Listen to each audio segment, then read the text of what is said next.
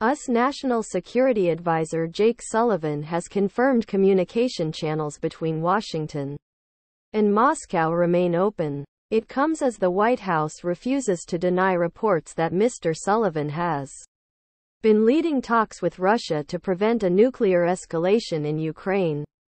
Speaking in New York, Mr. Sullivan said it was in the interests of the U.S. to maintain contact with the Kremlin. But he insisted officials were clear-eyed about who we are dealing with . The Wall Street Journal reports that Mr. Sullivan has held confidential discussions with his Russian counterpart, Security Council Secretary Nikolai Patrushev, and senior Kremlin foreign policy aide Yuri Yushakov, over the past several months.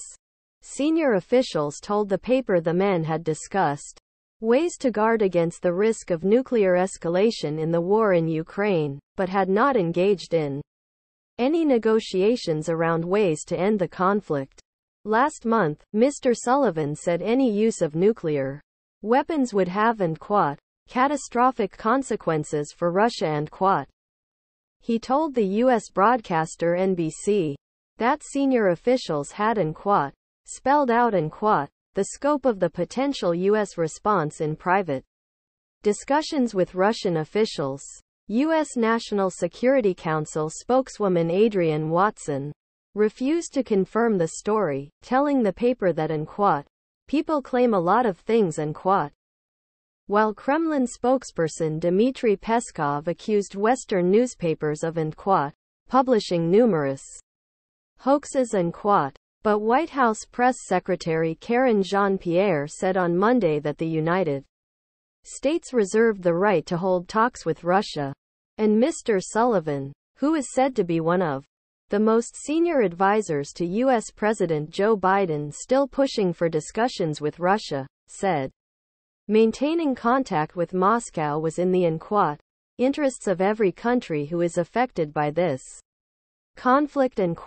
Last week, The Washington Post reported that senior U.S. officials were urging Kyiv to signal an openness to hold negotiations with Russia and drop their public refusal to discuss an end to the war while President Vladimir Putin remained in power.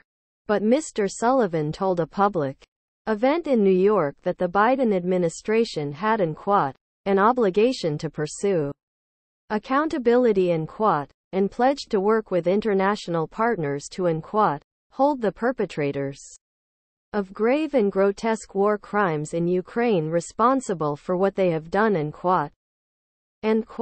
I was just in Kyiv on Friday, and I had the opportunity to meet with President Volodymyr Zelensky and my counterpart Andriy Yermak, with the military leadership, and also to get a briefing on just what level of death and devastation has been erupted by Putin's war on that country, . Mr.